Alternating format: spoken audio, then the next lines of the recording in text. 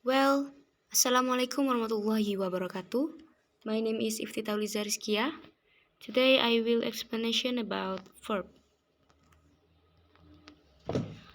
What is a verb? Verb adalah kata yang mendeskripsikan aksi, tindakan, kondisi, atau pengalaman sesuatu. Di dalam bahasa Indonesia, verb sering disebut sebagai kata kerja karena verb menunjukkan aktivitas dari subjek dalam kalimat. Kata kerja di dalam bahasa Inggris juga bisa mendeskripsikan sebuah kondisi. For example, she plays in the backyard with her sister. Itu adalah sebuah aksi ya. He feels empty. Sebuah kondisi. Okay. Use of verb. Penggunaan verb.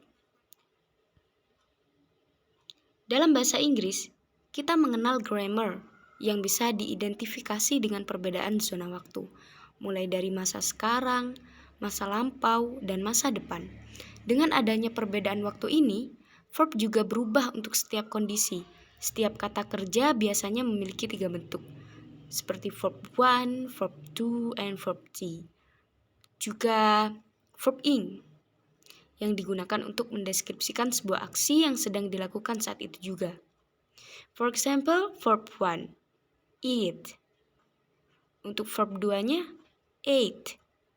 Verb 3-nya adalah eaten. Verb ing, eating. Verb 1, eat, yang berarti makan, merupakan kata kerja dasar. Verb 2, ate, makan juga, merupakan kata kerja waktu lampau. Verb 3, eaten, merupakan kata kerja waktu yang akan datang. And verb ing, eating, menunjukkan sedang makan atau kata kerja yang sedang dilakukan.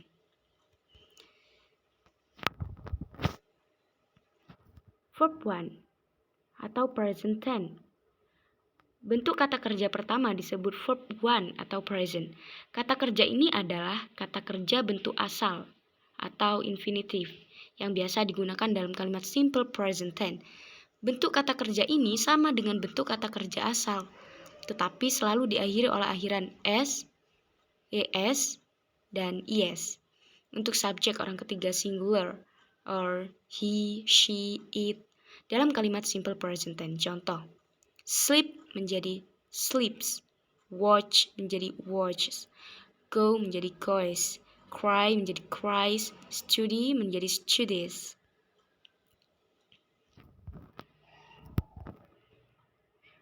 Verb 2 or past tense. Bentuk kata kerja kedua disebut verb 2 atau past. Kata kerja ini biasanya digunakan dalam kalimat simple past tense atau kegiatan tersebut telah dilakukan di masa lampau. Ditunjukkan dengan adanya keterangan waktu seperti last night, yesterday, and etc.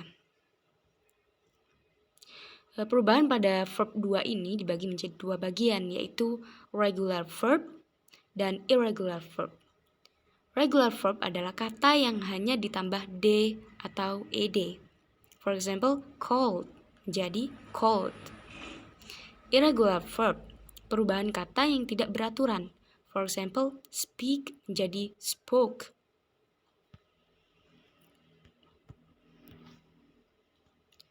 Verb 3 or past participle. Bentuk ketiga dari verb digunakan untuk kalimat perfect tense dan passive voice, atau untuk masa yang akan datang. Hampir ada kesamaan dalam verb 2 and verb 3.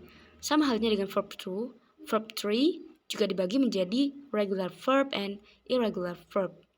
For example, regular verb, study menjadi studied, studied. Irregular verb menjadi go, menjadi went, dan menjadi gone.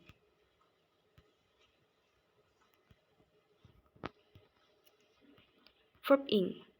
Dalam penggunaan verb yang diakhiri ing, grammar yang digunakan adalah continuous tense, alias yang sedang berlangsung saat itu.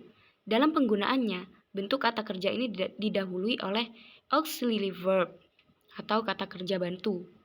Be, is, are, was, were. For example, walk, walking, sing, singing, talk, talking. walk, berjalan, walking sedang berjalan, sing, bernyanyi, singing sedang bernyanyi, talk, berbicara, talking sedang berbicara.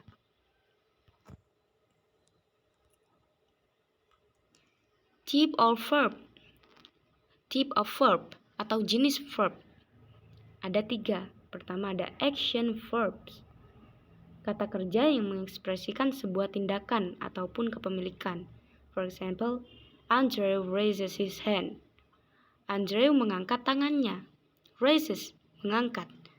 Sebagai ekspresi sebuah tindakan. Yang kedua, ada modal verbs. Dikenal juga sebagai helping verbs. Modal verbs adalah kata yang digunakan sebelum action maupun auxiliary verbs untuk memperjelas ataupun memberikan informasi tambahan mengenai suatu kemungkinan ataupun keterangan waktu. For example, Celia is going to New York. Is sebagai modal verb, going sebagai action verb. Auxiliary verbs disebut juga sebagai linking verbs. Kata ini digunakan untuk menghubungkan suatu suatu subjek dengan kata benda atau kata sifat yang menggambarkan subjek tersebut. We are your new neighbors. Seperti itu. Jadi, are di sini digunakan untuk menghubungkan subjek dengan kata benda atau kata sifat.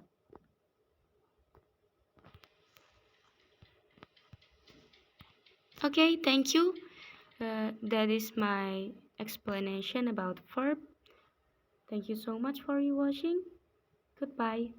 Assalamualaikum warahmatullahi wabarakatuh.